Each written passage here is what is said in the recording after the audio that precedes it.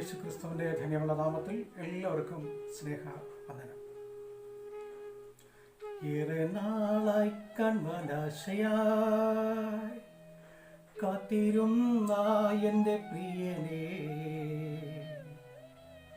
തേജസ്സോടെ ഞാൻ കാണുന്ന നേരം തിരുമാറോടണച്ചിടുമേ.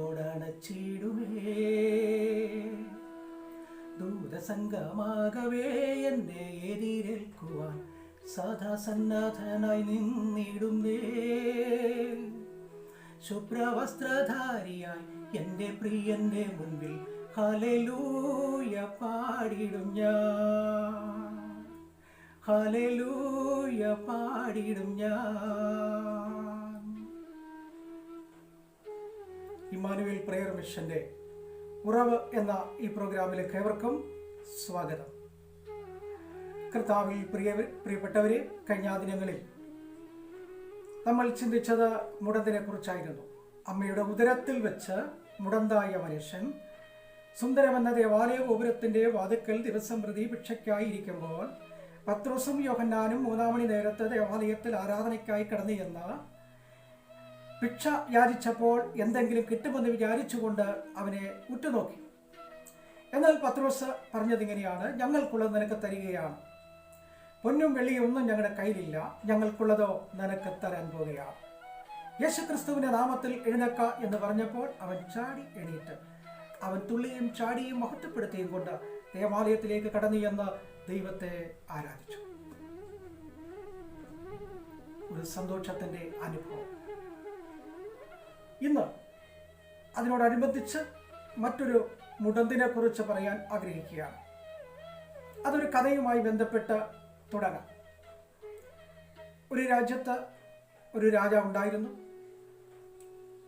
അദ്ദേഹം പ്രജകളോടും സ്നേഹമുള്ളവരും സമൂഹത്തോട് കടപ്പാടുള്ള വ്യക്തിയുമായിരുന്നു. അദ്ദേഹത്തിൻ്റെ ഒരു മകൻ,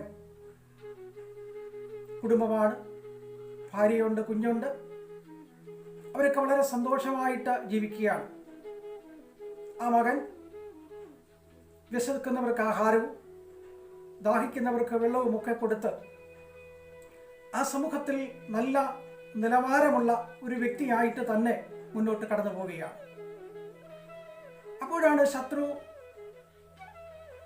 വലിയ സൈന്യം അവരുടെ രാജ്യത്ത് കടന്നു വന്നു. അങ്ങനെ വലിയൊരു ആഘാതം ആ രാജ്യത്ത് കടന്നു വന്നപ്പോൾ രാജാവും ഈ മകനും ഒക്കെ ആ യുദ്ധത്തിൽ പട്ടുപോയി. ഇത് കേട്ടതായിരിക്കുന്ന രാജാവിൻ്റെ മകന്റെ ഭാര്യ നോക്കിയപ്പോൾ അവരുടെ ഭവനത്തിലേക്ക് ചില ആളുകൾ ഓടി വരികയാണ്. ആക്രമിക്കുന്നതിന് വേണ്ടി വരികയാണ്, പീഡിപ്പിക്കുന്നതിന് വേണ്ടി വരികയാണ്. ആ കുടുംബത്തിന്റെ ഉന്മൂലനം കാണുവാൻ വേണ്ടി കടന്നു വരുമ്പോൾ ആ പ്രിയപ്പെട്ട മാതാവ് 5 വയസ്സുള്ള തൻ്റെ കുഞ്ഞിനെ മാറോട് ചേർത്ത് പിടിച്ചുകൊണ്ട് മറ്റൊരു വാതിൽ തുറന്ന് ജീവരക്ഷയ്ക്കായി അവൾ ഓടി. ആ ഓടിയ ഓട്ടം രക്ഷയ്ക്ക് വേണ്ടിയുള്ള ഓട്ടമാണ്. ശത്രുവിന്റെ കയ്യിൽ നിന്നും രക്ഷ പ്രാപിക്കാൻ വേണ്ടിയുള്ള ഓട്ടമാണ്. ആ ഓട്ടത്തിൽ അവളുടെ കാല് തട്ടി അവൾ കമന്നടിച്ച് വീണു. മാറോട് ചേർത്ത് പിടിച്ചിരിക്കുന്ന ആ കുഞ്ഞിന്റെ 2 കാലും മുടന്തുള്ളതായി മാറി. ആ മുടന്ത് പ്രാപിച്ചതായിരിക്കുന്ന ആ കുട്ടി, അതിന്റെ പേരാണ് മേബി ബോശത്ത്. ശൗലിന്റെ മകനായ യോനാഥാന്റെ മകനാണ് മേബി ബോശത്ത്. 2 കാലും മുടന്തുള്ളവനായി അമിയേലിന്റെ വീട്ടിൽ പാർക്കുകയാണ്. ഓട്ടത്തിലുണ്ടായ മുടന്ത്, ഇതാണ് ഇന്നത്തെ എൻ്റെ മറ്റൊരു വിഷയം. അതിനാധാരമായിട്ട് ഒരു തിരുവചന ഭാഗം ശ്രദ്ധയിലേക്ക് കൊണ്ടുവരാൻ ആഗ്രഹിക്കുകയാണ്. അതിനാധാരമായിട്ട് നമുക്ക് എല്ലാവർക്കും വളരെ പരിചയമുള്ള ഒരു വേദഭാഗം ഞാൻ ശ്രദ്ധയിൽ കൊണ്ടുവരാം. ശൗമിലെ 2-ാം പുസ്തകം 9-ാം അധ്യായം അതിൻ്റെ 3-ാമത്തെ വാക്യമാണ്. ഞാൻ ദൈവത്തിൻ്റെ ദയ കാണിക്കേണ്ടതിന് ശൗലിൻ്റെ കുടുംബത്തിൽ ആരെങ്കിലും ഉണ്ടോ എന്ന് ചോദിച്ചു. 2 കാലം മുടന്തുള്ളവനായി യോനാഥാൻ്റെ ഒരു മകനുണ്ട്, സീബ രാജാവിനോട് പറഞ്ഞു. കർത്താവിൽ പ്രിയരെ, അനേക സന്ദർഭങ്ങളിൽ നമ്മൾ ഈ വേദഭാഗങ്ങൾ വായിച്ചിട്ടുണ്ട്, ചിന്തിച്ചിട്ടുണ്ട്, ധ്യാനിച്ചിട്ടുണ്ട്. പ്രിയമുള്ളവരെ, ഞാൻ പറഞ്ഞല്ലോ 2 കാലം ഉടനുള്ളതായിരിക്കുന്ന മെഫീബോശെത്ത് ഇപ്പോൾ ലോദേബാറിൽ അമീയേലിന്റെ വീട്ടിൽ പാർക്കുന്നു.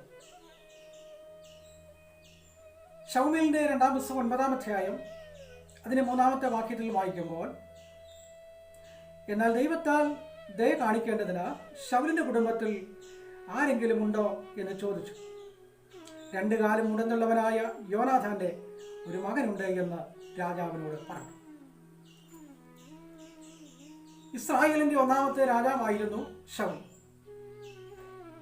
ശൗലിന്റെ കാലശേഷം ദൈവം തിരഞ്ഞെടുക്കപ്പെട്ടതായിരിക്കുന്ന ഒരു വ്യക്തിയാണ് ദാവീദ്. ദാവീദ് തന്റെ സിംഹാസനത്തിലേക്ക് കടന്നു വരുമ്പോൾ തന്റെ വൃദ്ധനായിരിക്കുന്ന സേവയോട് ചോദിക്കുന്ന ഒരു ചോദ്യമാണ്, യോനാഥാന്റെ കുടുംബത്തിൽ അല്ലെങ്കിൽ ശൗലിന്റെ കുടുംബത്തിൽ ആരെങ്കിലും ജീവിച്ചിരിപ്പുണ്ടോ? ദയ കാണിക്കുക. 9-ാം അധ്യായം 7-ാമത്തെ വാക്യം, ദയ കാണിക്കുവാൻ. 9-ാം അധ്യായം 13-ാമത്തെ വാക്യത്തിൽ വായിക്കുമ്പോൾ, 2 കാലം ഉടന്തുള്ളതായിരിക്കുന്ന ഒരു മകനുണ്ട് എന്ന് പറയുന്നു.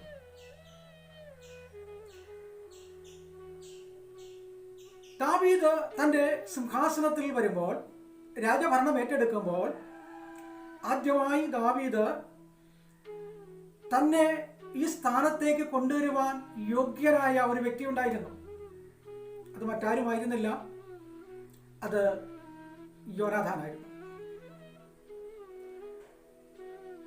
ദാവീദിനെ കൊല്ലുവാൻ ശത്രുക്കൾ പലയിടങ്ങളിൽ പതിയിരിക്കുമ്പോൾ ആ വിഷയങ്ങൾ അറിഞ്ഞ് ദാവീദിനെ രക്ഷിച്ച ഒരു വ്യക്തിയാണ്. ഗുഹകളിലും പാറകളിലും പാറക്കെട്ടുകളിലും ഒക്കെ ഭയന്ന് ശത്രുവിനെ പേടിച്ച് ദാവീദിരിക്കുമ്പോൾ അവിടെ ഭക്ഷണം കൊണ്ടുകൊടുത്ത് വെള്ളം കൊണ്ടുകൊടുത്ത് ദാവീദിന്റെ നല്ല ഒരു സംരക്ഷകനായി തീർന്ന വ്യക്തിയാണ്. അന്ന് യോനാഥാനില്ലായിരുന്നുവെങ്കിൽ ദാവീദ് ഒരിക്കലും ഈ സ്ഥാനത്ത് വരികയില്ലായിരുന്നു. എന്നാൽ ശൗലും തന്റെ കുടുംബവും എല്ലാം പട്ടുപോയി, ആരും ശേഷിച്ചില്ല. അപ്പോൾ ദാവീദ് തന്റെ സിംഹാസനത്തിൽ ആരൂഢനായിരിക്കുമ്പോൾ തന്റെ വൃത്തിനായിരിക്കുന്ന സേവയോട് ചോദിക്കുകയാണ്, ശൗലിന്റെ കുടുംബത്തിൽ ആരെങ്കിലും ജീവിച്ചിരിപ്പുണ്ടോ? അപ്പോൾ പറയുന്നുണ്ട്, ഒരാളുണ്ട്, 2 കാലം ഉടന്തുള്ള യോനാഥാന്റെ ഒരു മകനുണ്ട്, അവനെ ചെന്നു അവനുണ്ട് എന്ന് പറഞ്ഞു. അമീയേലിന്റെ വീട്ടിൽ പാർക്കുകയാണ്, ലോദേബാറിൽ പാർക്കുകയാണ്. ദാവീദ് ആളയച്ച് അവനെ വിളിപ്പിച്ചു. 25-ാം സങ്കീർത്തനം 14-ാമത്തെ വാക്യത്തിൽ വായിക്കുമ്പോൾ, യഹോവയുടെ സഹിത്വം തന്റെ ഭക്തന്മാർക്കുണ്ടാകും, യഹോവയുടെ കരുണ തന്റെ ഭക്തന്മാർക്കുണ്ടാകും, യഹോവയുടെ ദയ തന്റെ ഭക്തന്മാർക്കുണ്ടാകും. ഇവിടെ വായിക്കുന്നത് ദാവീദ് പറയുകയാണ്, യഹോവയുടെ സഹിത്വം തന്റെ ഭക്തന്മാർക്കുണ്ടാകും. പ്രിയമുള്ളവരെ, സങ്കീർത്തനം 27-ന്റെ 10-ാമത്തെ വാക്യത്തിൽ വായിക്കുമ്പോൾ, അപ്പനും അമ്മയും നിന്നെ ഉപേക്ഷിച്ചു, ദൈവം നിന്നെ ഉപേക്ഷിക്കുന്നില്ല. അപ്പനും അമ്മയും ഉപേക്ഷിക്കട്ടെ, അവരെ തള്ളിക്കളയട്ടെ, പക്ഷെ ദൈവം നിന്നെ ചേർത്തുകൊള്ളും. ദൈവ സാന്നിധ്യം നമ്മോട് കൂടെ ഇരിക്കും. 63-ാം സങ്കീർത്തനം 7-ാമത്തെ വാക്യത്തിൽ വായിക്കുമ്പോൾ, നീ എനിക്ക് സഹായമായി തീർന്നല്ലോ. നമ്മുടെ ക്രിസ്തീയ ജീവിതത്തിൽ അനവധിയായ പ്രയാസങ്ങളും പ്രതിസന്ധികളും അനുദിനം കടന്നു വന്നുകൊണ്ടിരിക്കുന്ന ഒരു കാലഘട്ടമാണ്. പല വിധത്തിലുള്ളതായിരിക്കുന്ന പ്രയാസങ്ങൾ ഉണ്ടാകാം, പോരാട്ടങ്ങൾ ഉണ്ടാകാം, പ്രതിസന്ധികൾ ഉണ്ടാകാം. പക്ഷെ അവിടെ നിന്നെല്ലാം വിടുവിക്കുവാൻ, കരുണ കാണിക്കുവാൻ ഒരുവനുണ്ട്. ആ ദയുണ്ട്, കരുണയുണ്ട്. ആ കരുണാമയനായിരിക്കുന്ന കർത്താവിന്റെ സാന്നിധ്യം അനുഭവിച്ച് അറിയണമെങ്കിൽ നാം ഓരോരുത്തരും കർത്താവിൻ്റെ അരികിലേക്ക് കടന്നു വരണം. അനുഗ്രഹം പ്രാപിക്കുവാൻ കടന്നു വരണം. ഇപ്പോൾ ദാവീദിന് മെഫീബോശേത്തിനോട് ദയ കാണിക്കുവാൻ അല്ലെങ്കിൽ സ്നേഹം ഉണ്ടാകാൻ കാരണം മെഫീബോശേത്തിന്റെ അപ്പനായിരിക്കുന്ന യോനാഥാനാണ്. ജീവിച്ചിരുന്ന കാലഘട്ടത്തിൽ ചെയ്തതായിരിക്കുന്ന നന്മ പ്രവർത്തികൾക്ക് തലമുറകൾക്ക് ലഭിക്കപ്പെടുന്ന അനുഗ്രഹമാണ്. സ്തോത്രം. കഴിഞ്ഞ കാലങ്ങളിൽ നമ്മുടെ പിതാക്കന്മാർ ചെയ്ത നന്മകൾ, അവര് നടന്നുപോയ വഴികൾ, ദൈവികമായ ആരാധനകൾ, ശുശ്രൂഷകൾ, അനേകരെ സഹായിച്ച അനുഭവങ്ങൾ, ദൈവദാസന്മാരെ മാനിച്ച അനുഭവങ്ങൾ. ഒരു കാലഘട്ടത്തിൽ ഒന്നുമില്ലാത്തൊരു കാലഘട്ടം ഉണ്ടായിരുന്നു. വലിയ ബുദ്ധിമുട്ടുള്ള കാലഘട്ടം. മക്കളെ വളർത്തുവാൻ മറ്റു ജോലികളില്ലാതെ കൃഷി, പശു, ആട് ഒക്കെ വളർത്തി ജീവിച്ച ഒരു കാലഘട്ടം. അങ്ങനെയുള്ളതായിരിക്കുന്ന കാലഘട്ടത്തിലൊക്കെ ദൈവദാസന്മാർ കടന്നു വരുമ്പോൾ അവരെ സസന്തോഷം സ്വീകരിക്കും. ആ കാലഘട്ടങ്ങളിൽ ഭവനത്തിൽ ഒരു ദൈവദാസൻ കടന്നു വരട്ടെ, അവരെ ഇരു കൈയും നീട്ടി സ്വീകരിക്കും. കൊടുക്കാനൊന്നുമില്ലെങ്കിലും ഒരു നേരത്തെ ഭക്ഷണമെങ്കിലും കൊടുത്ത് അവര് തൃപ്തരാക്കി വിടും. അവർ ഭക്ഷിച്ച് പാനം ചെയ്ത് ദൈവദാസന്മാർ കരങ്ങൾ ഉയർത്തി പ്രാർത്ഥിക്കും, ഈ സ്ഥിതി മാറ്റണമേ, ഒരു നല്ല അനുഗ്രഹത്തിന്റെ നാൾ വരണമേ, ഉയർച്ചയുടെ നാൾ വരണമേ. ദൈവം പ്രാർത്ഥനകൾ കേട്ടു. തലമുറകളെ ദൈവം അനുഗ്രഹിച്ചു, മക്കളെ അനുഗ്രഹിച്ചു, കൊച്ചുമക്കളെ അനുഗ്രഹിച്ചു. 4-5 തലമുറകൾ അനുഗ്രഹങ്ങളിലേക്ക് കടന്നു വരുമ്പോൾ ദാവീദ് പറഞ്ഞതുപോലെ, എനിക്ക് ദയ തോന്നുന്നു, എന്നെ സഹായിച്ച, എന്നെ രക്ഷിച്ച, ഭക്ഷണം തന്ന, വെള്ളം തന്ന, ഒരുപാട് നന്മകളിലൂടെ വഴി നടത്തിയ ആ അനുഗ്രഹങ്ങൾ ലഭിക്കപ്പെടണമെന്ന് ആഗ്രഹിച്ചുകൊണ്ട് ദാവീദ് യഹോവയുടെ സന്നിധിയിൽ പ്രാർത്ഥിച്ചു. ഈ 2 കാലം മുടന്തുള്ളവനെ കൊണ്ടുവന്നു. അപ്പോൾ മെഫീബോശേത്ത് ദാവീദിനോട് പറഞ്ഞു, ഈ ചത്ത നായെ പോലെ ഇരിക്കുന്ന അടിയനെ ഓർക്കുവാൻ എന്താണ്? അപ്പോൾ പറഞ്ഞത്, നിന്റെ പിതാവ് എനിക്ക് ചെയ്ത നന്മകൾക്ക് പ്രത്യുപകാരം ചെയ്യാനാണ് ഞാൻ നിന്നെ വിളിച്ചത്. പ്രത്യുപകാരം. നിന്റെ അച്ഛൻ എന്നെ ഒരുപാട് സഹായിച്ചിട്ടുണ്ട്, മരണകരമായ അവസ്ഥയിൽ നിന്ന് വിടുവിച്ചിട്ടുണ്ട്, വെള്ളം തന്നിട്ടുണ്ട്, ഭക്ഷണം തന്നിട്ടുണ്ട്, വസ്ത്രം തന്നിട്ടുണ്ട്, ഒരുപാട് നന്മകൾ കൊണ്ട് എന്നെ അലങ്കരിച്ചിട്ടുണ്ട്. അത് ഞാൻ ഓർത്തു, ആരെങ്കിലും ഉണ്ടോ എന്ന്. അതുകൊണ്ട് എനിക്ക് നിന്നോട് പറയാനുള്ളത്, നീ ഇനിയും വേറൊന്നും പോകണ്ട. ഈ മേശയിൽ നിന്ന് മരണം വരെ നിനക്ക് ഭക്ഷണം കഴിക്കാം. നഷ്ടപ്പെട്ടു പോയതായിരിക്കുന്ന വസ്തുക്കൾ, ശത്രു കൈയടക്കിയത്, അതൊക്കെയും ഞാൻ നിനക്ക് മടക്കിത്തരുന്നു. കൃഷി ചെയ്ത് ഉപജീവനത്തിലുള്ള വക അതിൽ നിന്നും ഫലം കൊയ്തെടുക്കാൻ കഴിയും. പ്രിയമുള്ളവരെ, 2 കാലം മുടന്തുള്ളതായ മെഫീബോശേത്ത് അമ്മയുടെ ജീവരക്ഷയ്ക്ക് വേണ്ടിയുള്ള ഓട്ടത്തിൽ സംഭവിച്ചൊരു മുടന്താണ്.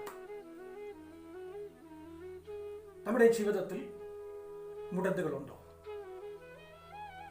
ഉയർച്ചയ്ക്ക് തടസ്സമായ, യാത്രകൾക്ക് തടസ്സമായ, നന്മ പ്രാപിക്കാൻ കഴിയാതെ നമുക്കെതിരെ നിൽക്കുന്ന മുടന്ത ന്യായങ്ങളുണ്ടോ? മുടന്ത സ്വഭാവങ്ങളുണ്ടോ? പ്രവർത്തികളുണ്ടോ? ചെയ്തികളുണ്ടോ?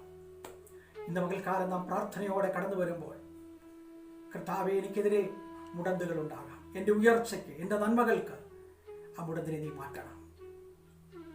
നാം ഒന്ന് ഈ മെഫീബോശേത്തിനോട് പറഞ്ഞു, നീ ഇന്ന് മുതൽ ഇവിടുന്ന് ഭക്ഷണം കഴിക്കാം. ശ്രേഷ്ഠമായ ഭക്ഷണത്തിനായി കസേരയിലിരിക്കുമ്പോൾ തൻ്റെ മുമ്പിലുള്ളതായിരിക്കുന്ന ആ മേശ, അതിൻ്റെ വിരി, അതുകൊണ്ട് തൻ്റെ മുടന്തുകൾ മറഞ്ഞുപോയി. 2000 വർഷങ്ങൾക്ക് മുൻപ് കാൽവറിയിൽ യാഗമായി തീർന്ന യേശു കർത്താവ് യാഗമായി ഒഴുക്കിത്തന്ന ആ രക്തം നിന്റെ മുടന്ത് മറയ്ക്കാനാണ്, നിന്റെ സ്ഥിതി മാറ്റാനാണ്, നിന്റെ അവസ്ഥയ്ക്ക് മാറ്റം വരുത്താനാണ്. ചെറുതും വലുതുമായ നന്മകളും അനുഗ്രഹം കൊണ്ട് നിന്നെ സമ്പന്നനാക്കാനാണ്. അതുകൊണ്ട് വിശ്വാസത്തോടെ അവൻ്റെ പാദപീഠത്തിലേക്ക് കടന്നു വരിക. ദൈവം നിന്നെ അനുഗ്രഹിക്കും. കാൽവറി ക്രൂശിലെ സ്നേഹം, നിന്നെ വിളിക്കുന്ന സ്നേഹം, സ്വാന്തന സ്നേഹത്താൽ നിന്നെ വിളിക്കുന്നു, അനുതാപത്തോടെ വന്നിടൂ. അനുതാപത്തോടെ വന്നിടൂ. അനുതാപത്തോടെ ആ പാദപീഠത്തിലേക്കൊന്ന് അടുത്ത് വരാം. നമ്മുടെ പിതാക്കന്മാരെ ഓർത്ത്, അവർ ചെയ്ത നന്മകളെ ഓർത്ത്, നമുക്ക് നമ്മുടെ തലമുറകൾക്കും നഷ്ടപ്പെട്ടു പോയത് തിരികെ കിട്ടുവാനും, പ്രാപിക്കാനുള്ളത് പ്രാപിച്ചെടുക്കുവാനും, കണ്ടെത്താനുള്ളത് കണ്ടെത്തുവാനും, പോകാൻ ആഗ്രഹിക്കുന്ന ഇടങ്ങളിൽ ദൈവം നമ്മെ അയക്കാനും നമുക്ക് ദൈവത്തോട് പ്രാർത്ഥിക്കാം. കർത്താവേ, നിന്റെ കരുണയും അനുഗ്രഹവും ഞങ്ങളുടെ മേലുണ്ടാകണമേ. നിന്റെ കരുണ കൊണ്ടും ദയ കൊണ്ടും സംരക്ഷണം കൊണ്ടും പരിപാലനം കൊണ്ടും ഞങ്ങളെ അനുഗ്രഹിക്കണമേ. അതിനായിട്ട് പകൽക്കാലം നമുക്ക് ഒരുമിച്ച് ദൈവസന്നിധിയിലേക്ക് അടുത്ത് വരാം. ഓട്ടത്തിൽ മുടന്തായി പോയതായിരിക്കുന്നവന്റെ മുടന്തിനെ മറച്ച ഒരു ദൈവമുണ്ട്. നമ്മുടെയും ജീവിതത്തിൽ ആ മുടന്തുകളെ മാറ്റി അവൻ നമ്മെ ബലപ്പെടുത്തി ശക്തീകരിച്ച് പുതുബലം ധരിച്ച് പുതുഗ്രഹ പ്രാപിച്ച് പുതിയ അനുഭവത്തിൽ ദൈവദാസനായ പത്രോസ് പറഞ്ഞതുപോലെ ഹീനപാത്രമായിരുന്ന ഞങ്ങളെ അവൻ മാനപാത്രമാക്കി ഉയർത്തിയിരിക്കുകയാണ്. ക്രിസ്തുവിൽ സമ്പന്നരാകുവാൻ, ക്രിസ്തുവിൽ തികഞ്ഞവരായി നിർത്തുവാൻ, ക്രിസ്തുവിൽ നന്മകളെ പ്രാപിക്കുവാൻ. അതുകൊണ്ട് പിൻപിലുള്ളതിനെ മറന്നുകൊണ്ട് മുൻപിലുള്ളതിനെ പിടിക്കാമോ എന്ന് വിചാരിച്ചിട്ടുണ്ട്. ക്രിസ്തേശുവിൻ്റെ പാരമവിളിയുടെ ലാക്കിലേക്ക് ഞാൻ ഓടുന്നു. നമുക്ക് യേശുവിനെ നോക്കാം. മുടന്ത് മാറ്റിത്തന്ന, നമ്മുടെ ഭാരങ്ങളെ തീർത്തു തന്ന, വേദനകളെ മാറ്റിത്തന്ന ആ കർത്താവിൻ്റെ പാദപീഠത്തിൽ നമ്മെ സമർപ്പിക്കാം. നമുക്ക് പ്രാർത്ഥിക്കാം. കരുണയുള്ള ദൈവമേ, സ്വർഗീയ നല്ല പിതാവേ, ഈ വചനം കേൾക്കുന്ന എല്ലാ പ്രിയപ്പെട്ടവരെയും അവിടുന്ന് അനുഗ്രഹിക്കണം. പല വിധത്തിലുള്ളതായ മുടന്തുകളുണ്ട്. രോഗത്തിൻ്റെ പല മുടന്തുകളുണ്ട്, ഓട്ടത്തിൽ സംഭവിച്ച മുടന്തുകളുണ്ട്, യാത്രയിൽ സംഭവിച്ച മുടന്തുകളുണ്ട്, ജോലിയിൽ സംഭവിച്ച മുടന്തുകളുണ്ട്. അതെല്ലാം കർത്താവെ ആ രക്തത്താൽ കഴുകി ശുദ്ധീകരിച്ച് പുതിയ മനുഷ്യനാക്കി തീർക്കണമെന്ന് പ്രാർത്ഥിക്കുന്നു. ജോലിയോടുള്ള ബന്ധത്തിൽ സ്വദേശത്തും വിദേശത്തും വിവിധ രാജ്യങ്ങളിലൊക്കെ ആയിരിക്കുന്ന പ്രിയപ്പെട്ടവരുണ്ട്. അവരെല്ലാവർക്കും പ്രാർത്ഥിക്കുന്നു. പിതാക്കന്മാർ, മാതാക്കൾ, കുഞ്ഞുങ്ങൾ കഴിഞ്ഞ കാലങ്ങളിൽ പ്രാർത്ഥിക്കണമേ എന്ന് അപേക്ഷിച്ച പ്രിയപ്പെട്ടവർ, ദുഃഖത്തിൽ വേദനയിരിക്കുന്നവർ, ജന്മദിനം ആഘോഷിക്കുന്നവർ, വിവാഹ വാർഷികം ആഘോഷിക്കുന്നവർ, അവരെല്ലാവർക്കും പ്രാർത്ഥിക്കുന്നു. ഈ മഹാമാരിയുടെ നടുവിൽ ഞങ്ങൾക്ക് നൽകിയ എല്ലാ അനുഗ്രഹങ്ങൾക്കും സംരക്ഷണം ഈ മരുഭൂ പ്രയാണത്തിൽ യേശുവിൽ ചാരിക്കൊണ്ട് കർത്താവിനെ നോക്കിക്കൊണ്ട് ഞങ്ങൾ യാത്ര ചെയ്യണം. അവിടുന്ന് അനുഗ്രഹിക്കണം, ആശീർവദിക്കണം, മാനവമഹത്വം എടുക്കണം. യേശുവിൻ നാമത്തിൽ തന്നെ ആമേൻ. ക്രിസ്തുവോ, ദൈവം നിങ്ങളെ ഓരോരുത്തരെയും അനുഗ്രഹിക്കട്ടെ. ദൈവത്തിൻ്റെ സമാധാനം ഹൃദയത്തിൽ വാഴുമാറാകട്ടെ. ആമേൻ. ക്രിസ്തുവോ.